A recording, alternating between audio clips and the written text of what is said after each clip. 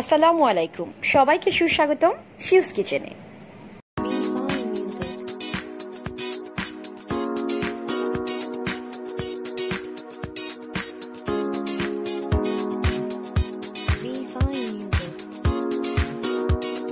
আজকের রেসিপি খাসি মাংস ভুনা। তবে হ্যাঁ, এটা সচরাচর আমরা যেরকম করি সেরকম নয়, এটা কাটা মশলায় রান্না, বাটাবাটি ঝামেলা ছাড়া। চলুন দেখি কি কি ইনগ্রেডিয়েন্টস লাগছে।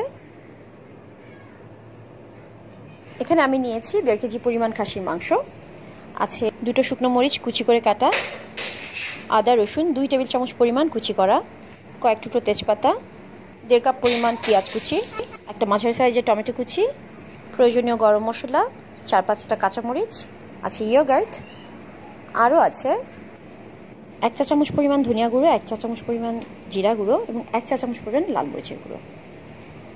ভিডিওতে যাওয়ার আগে বলে রাখি, যদি আমার ভিডিওটি ভালো লেগে থাকে সাবস্ক্রাইব করবেন অবশ্যই, লাইক এবং শেয়ার করার অনুরোধ রইল, আর বেল বাটনে ক্লিক করে রাখবেন যেন নেক্সট ভিডিওর অপশনটা পেয়ে যান।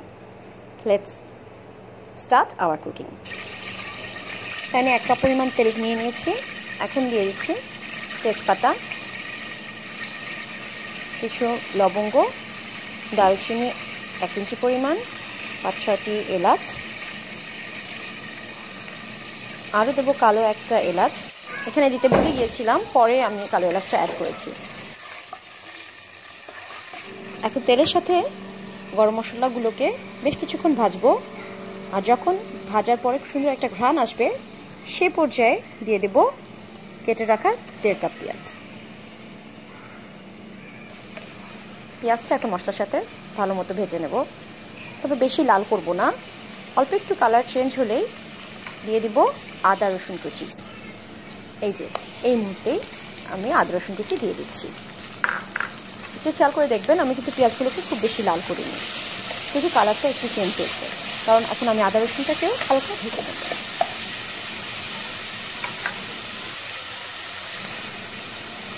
এখন দিয়ে দিচ্ছি 2টো শুকনো মরিচের কুচি। বেশি শুকনো মরিচ কেন দিচ্ছি না, কারণ আমি গুঁড়া মরিচও ব্যবহার করব, আবার কাঁচা মরিচও ব্যবহার করব, সেজন্য শুকনো মরিচটা একটু কম দিচ্ছি, জাস্ট একটু কালার আসার জন্য। কারণ এই মশলার ভিতরে আমি হলুদ গুঁড়াটা ব্যবহার করিনি। এখন গুঁড়ো মশলাগুলো দিয়ে ভালো করে কষিয়ে নেব।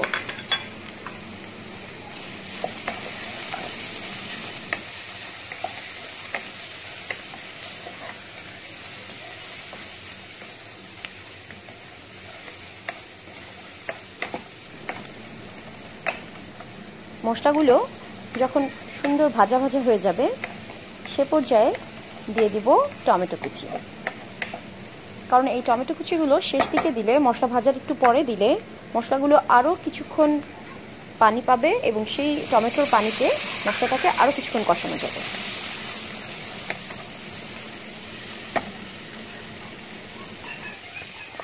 এখন দিয়ে দিচ্ছি পরিষ্কার করে কেটে রাখা 1.5 কেজি পরিমাণ খাসির মাংস। মশলাগুলোর সাথে এখন মাংসগুলোকে খুব সুন্দরভাবে নেড়ে চেড়ে মিশিয়ে নিতে হবে।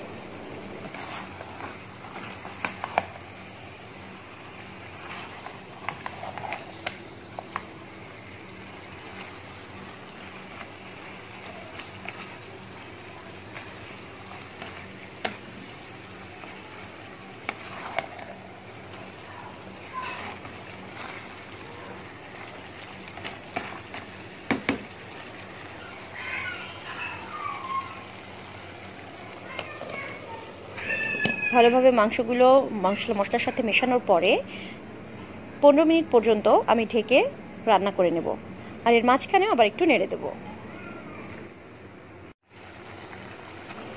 15 মিনিট পরে আমার মাংসের চেহারাটা এমন হয়েছে। এখন ভালোভাবে আবারও মাংসটা এপাশ ওপাশ করে নেড়ে নেব।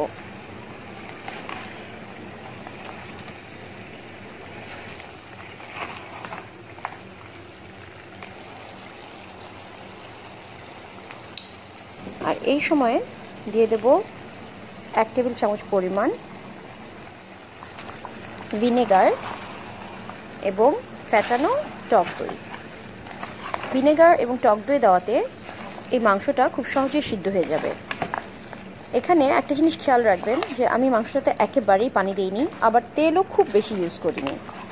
সেজন্য এই যে সময়টা আমি আপনাদের দেখাচ্ছি এই সময় মেনটেন করেই ভিনেগার এবং টক দইটা দিবেন, তাহলে অনেকখানি পানি আসবে, পানি বের হয়ে টক দই থেকে পানি বের হয়ে মাংসটা কষতে সাহায্য করবে এবং এতে খুব সুন্দরভাবে পানি ছাড়াই মাংসটাকে কষানো যাবে। এখন 10 মিনিট আবারও অল্প দমে রেখে দিয়েছিলাম। 10 মিনিট পর এরকম হয়েছে চেহারাটা, দেখুন বেশখানি তেল উপরে উঠে এসেছে, প্রায় মাংস সিদ্ধ হয়ে গেছে। এ পর্যায়ে আবার একটু নাড়াচাড়া করে দিতে হবে যেন নিচে লেগে না যায়, সেদিকে খেয়াল রাখতে হবে এবং ঢেকে ঢেকেই মাংসটাকে রান্না করতে হবে।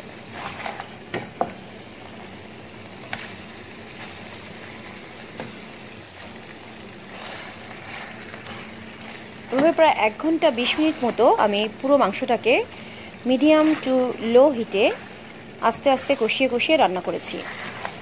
এখন দেখছি সম্পূর্ণ মাংসটাই গলে গেছে। যদি আপনারা কচি মাংস নেন তাহলে অবশ্যই এটা এতটুকু সময়ের মধ্যেই গলে যাবে, আর যদি কচি মাংস না হয় সেক্ষেত্রে পানি দিতে হবে, তখন স্বাদটা কিন্তু এতটা ভালো লাগবে না যতটা পানি ছাড়া মাংস কষালে ভালো লাগে। সেজন্য কচি মাংস নেওয়ারই চেষ্টা করবেন, তাহলে সফট হয়ে যাবে, পানি দেওয়ার প্রয়োজন পড়বে না। মাংস প্রায় হয়ে এসেছে, তারপরেও আরও একটু সিদ্ধ করার জন্য আমি আর বেশ কিছুক্ষণ ঢেকে রেখে দেব।